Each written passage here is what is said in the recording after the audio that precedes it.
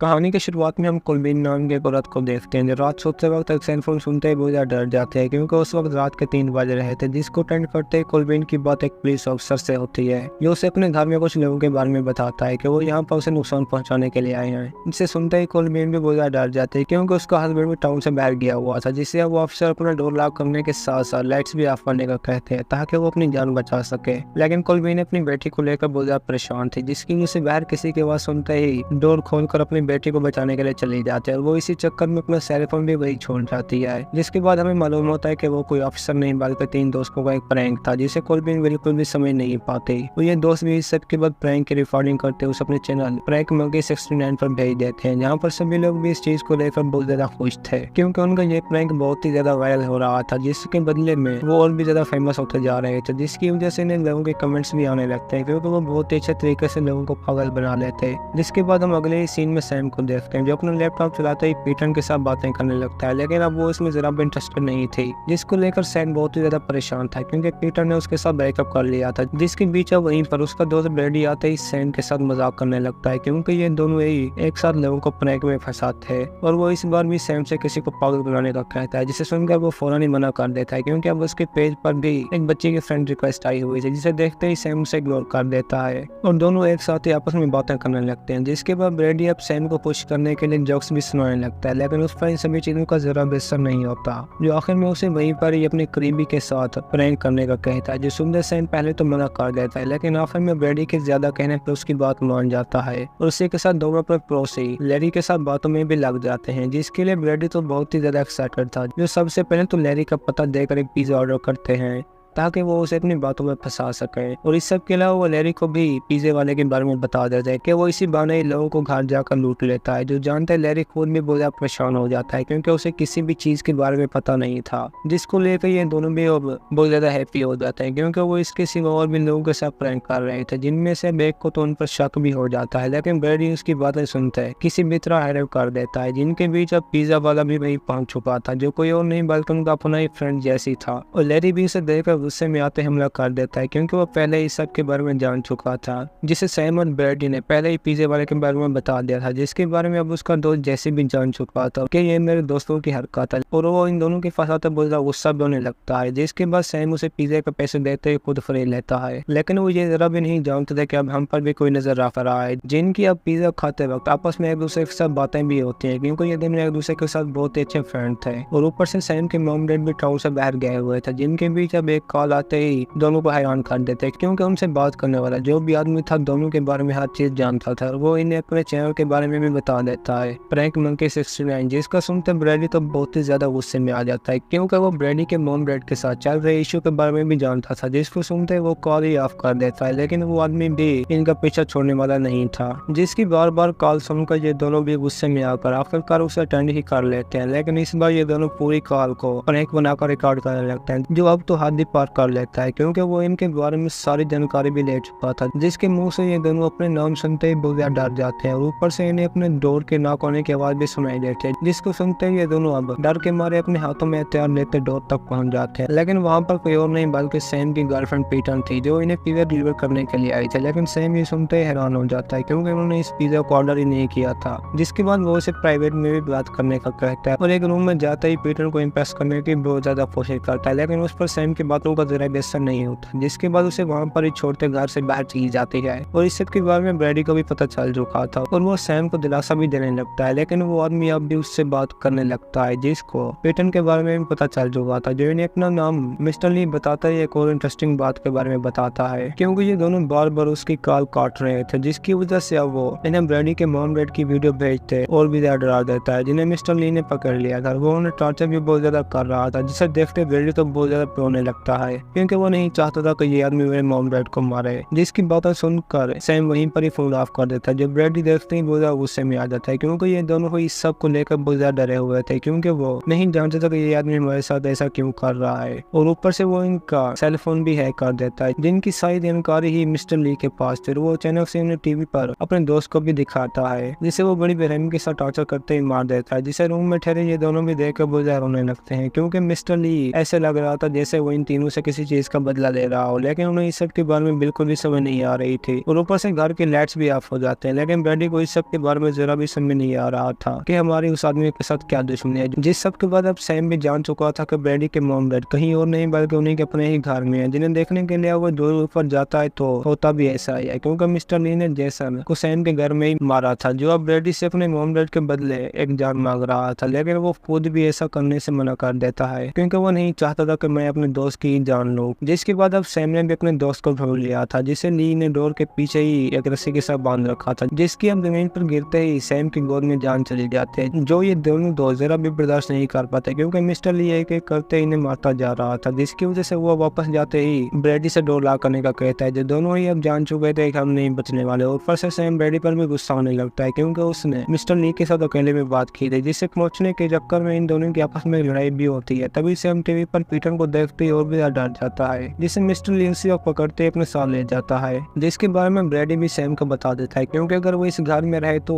ली उन्हें मार देगा। लेकिन सैम ऐसा बिल्कुल भी नहीं चाहता था, जिसकी वजह से दोनों ही एक दूसरे के साथ लड़ने लगते हैं। जिसके बाद सैम पीटर की हालत देखते और भी ज्यादा डर जाता है, क्योंकि ली ने उसे बहुत ज्यादा टॉर्चर किया हुआ था, जिसकी वजह से ये खुद भी वहीं पर ब्रैडी को एक रस्सी के साथ बांध देता है, जो अब उसे अपने ही दोस्त को मारने का कह रहा था। लेकिन सैम ऐसा करने से मना कर देता है, और वो इसी बारे में ब्रैडी को भी बता देता है कि वो पीटर के बदले में उसकी जान मांग रहा है। और ऊपर से टीवी में इसी की वीडियो देखते ही हैरान हो जाता है, क्योंकि ये वही लड़की थी जिसने कहानी के शुरू में सैम को फ्रेंड रिक्वेस्ट भेजी थी, जिसकी आईडी चेक करने के बाद सैम भी उसके अंदर अपनी पिक्चर देखता है, जिसके अंदर अब उसे ब्रैडी के साथ पीटर को इंटीमेट होने की वीडियो भी दिख जाती है, जिससे मालूम हो जाता है कि पीटर अब उसके बाद ब्रैडी से रिलेशनशिप में रह रही थी। और वो इस सब के बदले में ब्रैडी को एक जोरदार पंच भी मारता है, लेकिन फिर भी वो किसी तरह ब्रैडी के मॉम डैड को बचाना चाहता था, जिसके अंदर वो वीडियो देखते ही जान जाता है तो ये सिर्फ और सिर्फ रिकॉर्डिंग है, क्योंकि वहाँ का टाइम 2 घंटे पहले का था, जिसकी वजह से अब वो उसी में आकर ब्रैडी को खोलते ही लीज से लाइव रिकॉर्डिंग दिखाने का कहता है, जहाँ पर अब उसने ब्रैडी के मॉम डैड को मार दिया था। जो देखते ही वो बहुत होने लगता है, क्योंकि अब वो पीटर को भी वहाँ पर मारने वाला था, जिसकी वजह से ब्रैडी अकेले उसे रोकने के लिए बाहर जाने का कहता है। लेकिन सैम ऐसा करने से मना कर देता है, क्योंकि वो एक साथ ही बाहर जाना चाहता था, जिसकी वजह से सैम को बाहर जाता देखते ही उसके पीछे डोर लॉक कर देता है, क्योंकि वो जान गया था कि इस घर में वो दोनों ही मरेंगे, जिसकी वजह से सैम की जान बचाने का यही एक तरीका था। और ऊपर से सैम को भी बाहर मिस्टर ली की गाड़ी दिख जाती है, जहाँ पर उसे खोलते वो पीटर को देखकर भी बहुत ज्यादा खुश हो जाता है, क्योंकि वो अब तक भी जिंदा हालत में थे। लेकिन दूसरी तरफ ब्रैडी भी बहुत ज्यादा बुरी प्रॉब्लम में था, जिसकी आवाज सुनते अब सैम भी पीटर को पुलिस कॉल करने का कहते घर की तरफ चला जाता है, जहाँ पर उसे ब्रैडी कहीं भी नहीं मिल रहा था, क्योंकि ली उसे भी अपने साथ ले जा चुका था। जिसके नाम मिलने पर अब सैम जो ही बाहर आने लगता है तो पीटर इसी बीच उसे अपने पीछे एक आदमी के बारे में बता देती है, जो कि मिस्टर ली खुद ही था। और सैम खुद भी उसे देखकर बहुत बेरहमी के साथ गुस्से में आकर चाकू से मार देता है, क्योंकि इस आदमी ने उन्हें बहुत ज्यादा तंग किया था। लेकिन उसे बहुत ही जल्द इस बात का पता चल जाता है कि ये मिस्टर ली नहीं बल्कि मेरा अपना दोस्त ब्रैडी है, जिसके ऊपर ली का मास्क चढ़ा हुआ था। और ये दोनों भी उसे देखकर बहुत ज्यादा रोने लगते हैं, क्योंकि सैम ने अपने ही दोस्त को मार दिया था, जिनके दरमियान वहीं पर ली भी पहुंच जाता है। और इसी के साथ हमारी कहानी में एक जबरदस्त ट्विस्ट भी आता है, क्योंकि सैम ने अपने दोस्तों के साथ कहानी के शुरू में जिस कोलबिन नाम के औरत के साथ प्रैंक किया था वो कोई और नहीं बल्कि मिस्टर ली की ही वाइफ थी, जिसने इन दोनों के बताने पर डर के मारे किसी के सामने आते ही उसे गोली मार दी थी। लेकिन वो कोई और नहीं बल्कि उसी की अपनी बेटी इजी थी, जिसकी फ्रेंड रिक्वेस्ट सैम ने इग्नोर कर दी थी, और वो खुद भी अपनी बेटी को मारने के बाद उसी गन के साथ अपनी ही जान ले लेती है। जिन दोनों के मरने से मिस्टर ली की भी पूरी फैमिली वहीं पर खत्म हो जाती है, और इसी वजह से वो अपनी फैमिली का बदला लेने के लिए इन तीनों को मार रहा था, जिसको सुनते सैम खुद भी उससे माफी मांगने लगता है। लेकिन अब इस माफी से ली की फैमिली वापस आने वाली नहीं थी, जो आखिर में गुस्से में आते ही सैम के सामने वहीं पर पीटर को भी मार देता है। और इसी के साथ हम कहानी के आखिर में दोबारा से सैम को जिंदा हालत में देखते हैं, जिसके हाथों में ली ने ब्रैडी को मारा हुआ चाकू और पीटर को शूट की हुई गन थमा रखी थी, ताकि इन दोनों की मौत का इल्जाम उस पर ही जाए, जो किसी तरह करते आखिर में पीटर की लाश तक पहुंच जाता है। लेकिन अब इतने में वहाँ पर पुलिस भी पहुंच चुकी थी, जो इन सभी को मारने के इल्जाम में सैम को वहीं पर अरेस्ट कर लेती है। कहानी की शुरुआत में हम लोग बूढ़ी औरत को देखते हैं, जब बड़ी परेशानी के साथ रूम में एंटर होते एक आदमी के साथ बातों में लग जाता है, क्योंकि उसे बहुत ही ज्यादा गर्मी लगी हुई थी, जिसको सुनकर वो आदमी तो गुस्से में ही आ जाता है, क्योंकि उसे ये औरत बिल्कुल भी पसंद नहीं थी, जो आखिर पर अपनी इंसल्ट सुनते ही बहुत गुस्से में आ जाते हैं, जिसे जज नाम का ये आदमी भी बर्दाश्त नहीं कर पाता, क्योंकि उसने भी इस औरत के साथ बहुत सी रातें बिताई थी, जिनकी पोलकुंता देखते ही वो औरत पर भी गुस्सा होता है, क्योंकि वो इसकी हर चीज के बारे में लोगों को बताने वाली थी। लेकिन वो ऐसा बिल्कुल भी नहीं चाहता, जिसने इस औरत को बहुत ही पहले छोड़ दिया था। तभी वो जज को धमकी देते हुए उसकी फैमिली को फोन करने लगती है, ताकि उन्हें भी इसके बारे में सारी जानकारी मालूम हो। जो बेनी को ऐसा करता हुआ देखते ही गुस्से में आकर एक थप्पड़ भी मार देता है, क्योंकि उसने एनी को बहुत पहले से ही वार्निंग दे रखी थी। जब इस सब के बाद तो खुद ही वहाँ से चली जाती है, जिसके फौरन बाद मैंडी नाम की लड़की को देखते हैं जो अपने रूम में ठहरी सी वॉइस को सुन रही थी। लेकिन उसमें जज की वजह एनी की अपनी ही हालत के बारे में बताया जा रहा था कि वो बहुत ही ज्यादा वीक होने की वजह से बीमार हो गई है, जिसके बारे में कोई भी नहीं जानता था कि वो कब तक जिंदा रहेगी। जो अब एनी की पोती सुनते ही अपना सामान पैक करते उसी की तरफ जाने लगती है, जिसका अपना फ्रेंड भी डॉक्टर निक वहीं पहुंच चुका था। लेकिन वो उससे कोई भी बात किए बगैर वहां से जाने का कहते, क्योंकि मैंडी अपनी ग्रैंडमा से बहुत ही प्यार करती थी, जिसकी वजह से निक को वहीं पर ही अपनी स्टोरी के बारे में बताने लगती है, जहाँ पर वो खुद भी अपनी मम के साथ ग्रैंडमा के पास रही थी। लेकिन तब उसकी उम्र भी कुछ अच्छी खासी नहीं थी कि अचानक से उसकी मम को एक रात रॉन्ग नंबर पर मौजूद एक आदमी तंग करने लगता है। लेकिन वो उसे इग्नोर करते ही मैंडी को अपने बिस्तर पर सुधारने के बाद खुद भी जाकर सो जाती है, क्योंकि वो नहीं जानती थी कि मेरे साथ क्या होने वाला है। कि उसी रात या वहीं पर एक आदमी आते मैंडी को देखने के बाद उसकी मॉम के रूम में पहुंच जाता है, जो जरा भी नहीं जानते थे कि अब ये आदमी मेरे साथ क्या करने वाला है, जिससे वो किलर करीब से देखते हैरान होने के साथ साथ मैंडी की मॉम को चाकू के साथ वहीं पर ही मार देता है, जिसकी आवाज सुनकर उसकी बेटी भी जाग ही जाती है, जो रूम में अपनी मॉम को इस तरह तड़पता हुआ देखते भी बहुत ज्यादा डर जाती है। जिसके बाद हम भी वापस पैदल में पहुंच जाते हैं, जहाँ पर मैंडी भी अपने उसी घर के अंदर पहुंच चुकी थी, लेकिन उसका सेटअप पूरी तरह से ही चेंज हो चुका था। जो आखिरकार घर के अंदर जाते ही और भी ज्यादा हैरान हो जाते हैं, क्योंकि उस अंदर कोई भी दिखाई नहीं दे रहा था, जिसकी वजह से अकेली ही अपने ग्रैंडमा के रूम में जाते उससे बातें करने लगते, जो जरा भी अपने होश में नहीं थी। कि तभी हम वहीं पर जॉन नाम के एक डॉक्टर को देखते हैं, जो ग्रैंडमा के पास घर में ठहरा उसका इलाज कर रहा था। लेकिन वो इस सब को देखकर और भी गुस्से में आ जाते हैं, क्योंकि उन्हें हॉस्पिटल एडमिट होने की बहुत जरूरत थी। जो डॉक्टर ऐसा करने से ही मना कर देता है, क्योंकि अब वहाँ पर दो और लोग जज के सिवाय एक और आदमी भी मौजूद था, जिन्हें मैंडी भी पहले से ही जानते थे। लेकिन वो ग्रैंडमा को डॉक्टर के पास ले जाने से मना कर देते हैं, क्योंकि वो एक ओल्ड एज वुमन होने के साथ साथ इसी घर के अंदर रहना ही पसंद करते थे, ताकि उसे कोई भी आखिरी टाइम यहाँ से बाहर न ले जा सके, क्योंकि वो अपना आखिरी टाइम स्पेंड इसी घर के अंदर करना चाहते थे। जिसका सुनकर मैंडी तो और भी गुस्से में आ जाती है, लेकिन वो इनके आगे भी कुछ नहीं कर सकती थी। जिसके बाद वहीं पर ही इन सभी के जाने के बाद खामोश हो जाते हैं। लेकिन कैरन उसे अपने पास आने का भी कहकर चला जाता है, लेकिन अकेली होने की वजह से मैंडी को भी घर के अंदर किसी की आवाज सुनाई देने लगती है, जिनके बारे में वो जरा भी नहीं जानते कि वो कौन है। ऊपर से उसे कोई रिप्लाई भी नहीं दे रहा था, जिसे देखने के लिए वो जो ऊपर जाती है तो वहाँ का सेटअप भी कुछ अलग था, क्योंकि इस घर में हर कलर के मिरर लगे हुए थे, जिनको चमकता हुआ देखते मैंडी भी हैप्पी हो जाते हैं, क्योंकि उनमें रेड, व्हाइट, येलो और ग्रीन कलर के मिरर थे। लेकिन आखिर में दोबारा वापस नीचे आते ही निक को फोन करने लगती है, क्योंकि मैंडी को इस वक्त निक की बहुत ज्यादा जरूरत थी, जो अब खुद भी उसकी बात सुनकर मान जाता है, क्योंकि वे दूसरे को पसंद भी करते थे। जिसके बाद ही मैंडी के चेहरे पर हंसी आती है, जो घर के अंदर अपना सामान लेकर जो ही रूम में जाने लगती है तो उसे वहीं पर एक फोन की आवाज सुनाई देती है। लेकिन बात करने वाले तो वो बिल्कुल भी नहीं जानते थे, और ऊपर से उसकी बातें भी बिल्कुल अजीब थी, जिन्हें मैंडी न समझ पाने पर फोन ही ऑफ कर देती है, और वहीं पर ही पास पड़ी एक फाइल देखने लगती है, जहाँ पर उसकी ग्रैंडमा के पिक्चर्स होने के साथ साथ अपनी मॉम की मर्डर फाइल भी दिखती है। जो अब उसको देखते और मुझे डर जाता है, क्योंकि उसे ये पल कई सालों बाद याद आया था, जिसकी वजह से फाइल को दोबारा से क्लोज करते ही अपने सामान लेकर ऊपर पहुंच जाते हैं, क्योंकि उसे अब फ्रेश होने की बहुत जरूरत है। और वो नहाते वो उसी बात टब में सो जाती है कि तब भी उसे इस बार भी नीचे से किसी की आवाज़ें सुनाई देने लगती हैं। लेकिन नीचे जाने के बाद वो जान देते हैं कि ये कोई और नहीं बल्कि फोन ही है, जहाँ पर उससे भी इस बार एक आदमी बात करने लगता है, जो कोई और नहीं बल्कि पहले वाला ही आदमी था,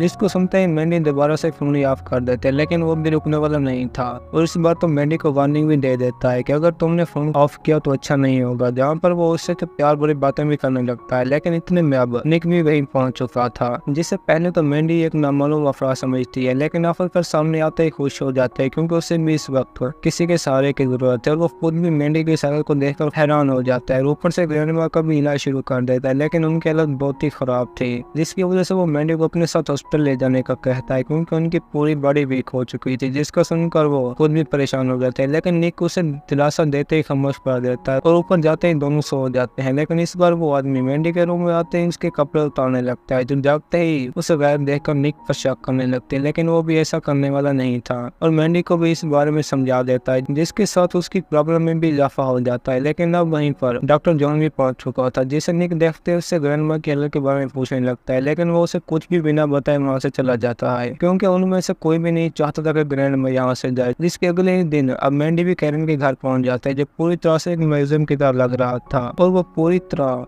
अजीब चीजों से भी भरा हुआ था, और मैंडी खुद भी उन्हें देखकर हैरान हो जाती है। जिसके सामने कैरन आता है, उसे भी वहीं से एक मांग उठाकर तोहफे में दे देता है। लेकिन मैंडी को इन सभी चीजों में जरा भी इंटरेस्ट नहीं था, जिससे वो वापस करते ही बातों में लग जाती है क्योंकि उसे भी कैरन पर शक होने लगा था। जो आखिर में तो उसे ऊपर ले जाते ही अपनी मॉम का बना हुआ एक पुतला भी दिखा देता है जो मैंडी को जरा भी पसंद नहीं आता, और वो इसी के साथ ही उसे मिलकर घर वापस पहुंच जाते हैं क्योंकि वो अब अपनी मॉम को इस पुतले की हालत में बिल्कुल भी नहीं देख सकते थे। जिसके जाते ही अब वो भी फौरन जैक के पास पहुंच जाता है जहाँ पर ये दोनों एक दूसरे के साथ मिले हुए थे, और मैंडी को फोन पर डराने वाले भी खुद यही थे। जो अब घर में वापस आने के बाद जाजी को अंदर देखते ही गुस्से में आ जाता है क्योंकि अब वो उससे भी बिल्कुल नहीं देखना चाहते थे जिसने उसकी ग्रैंड माँ के साथ ऐसा सलूक किया। जो अब उन्हें एक म्यूजियम के बारे में बता रहे थे, जिससे मैंडी को और भी यकीन हो जाता है कि मेरे साथ जो कुछ हो रहा है वो कैरन ही कर रहा है क्योंकि उस घर में भी हर एक चीज म्यूजियम की तरह लग रही थी। जो सुनते वो और भी हैरान हो जाते हैं, लेकिन वो फोन वाला आदमी अब तक मैंडी को तंग कर रहा था जिसके बारे में वो निक को भी नहीं बताते। जो अब उसकी ग्रैंड माँ को मारने के बारे में सोच रहा था जिससे सुनकर वो खुद भी बर्दाश्त नहीं कर पाते, जिसके बाद फौरन ही भागते नीचे पहुंच जाती है। लेकिन वो आदमी भी उसे छोड़ने वाला नहीं था। जो आखिर में तो मैंडी को रूम के अंदर से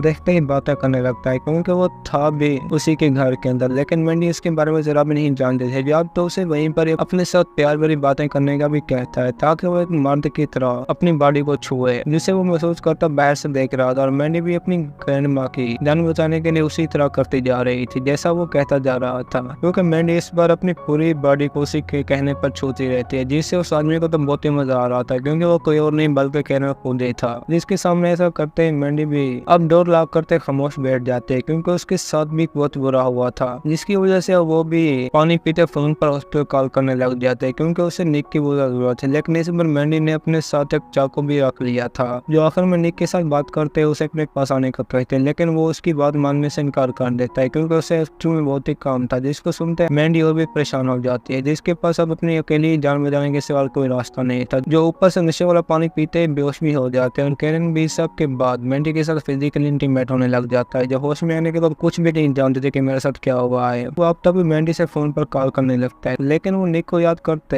ऐसा भी नहीं कर पाती, जो अब पूरी तरह से बहुत ही मुश्किल में थी। जिसके साथ करण अब भी फोन पर बातें करने लगता है, जो इस बार तो डर के मारे उसे बीमार भी कहने लगते हैं, लेकिन कोई भी काम नहीं बनता। और ऊपर से जज भी वही पहुंच चुका था, जिसे वो अपने सामने जख्मी हालत में देखते डर जाते हैं क्योंकि करण ने उसे भी जख्मी कर दिया था। जो अब मैंडी को नीचे रोके अकेले ही ऊपर चला जाता है, लेकिन ये उसकी सबसे बड़ी गलती थी, जिसे करण वहीं पर चाकू के साथ मार देता है। और मैंडी खुद भी उसे नीचे आने के बाद चाकू लगा हुआ देखते बहुत ज्यादा डर जाती है और इसी के साथ खुद भी ऊपर जाने लगती है, जहाँ पर अब निक भी पहुंच चुका था। लेकिन अब वो उससे भी डर रही थी, जो उससे हर चीज के बारे में पूछने भी लगता है। लेकिन आखिरकार वो पागल के ट्राउस पर भी हमला करके नीचे गिरा देते हैं, जिसकी गिरते ही वहीं पर मौत हो जाती है। और मैंडी खुद भी वापस नीचे उतरने के बाद अपने चेयर पर बैठ जाती है, लेकिन वो किलर अब तक भी उसके साथ कांटेक्ट में था, जिसके साथ मैंडी इस पर बातें करते ही दोबारा से चेयर पर बैठे हंसने लगती है। और इसी के साथ हमारी भी आज की ये कहानी खत्म होती है। दोस्तों, अगर आपको हमारी कहानी पसंद आई हो तो वीडियो को लाइक और चैनल को सब्सक्राइब जरूर कीजिए।